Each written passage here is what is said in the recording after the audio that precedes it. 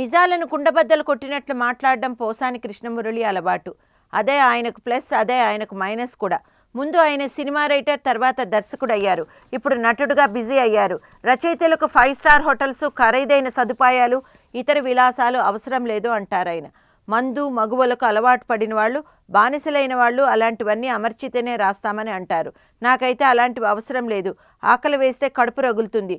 అలాగే రచయితలో ఆలోచనలు రగిలితే చేతిలో ఉన్న పెన్ను దానంతట అదే రాస్తుంది. మనసు ఉండాలే కానీ ఒక చిన్న ఇరుకు గదిలో కూడా కూర్చుని రాసుకోవచ్చు.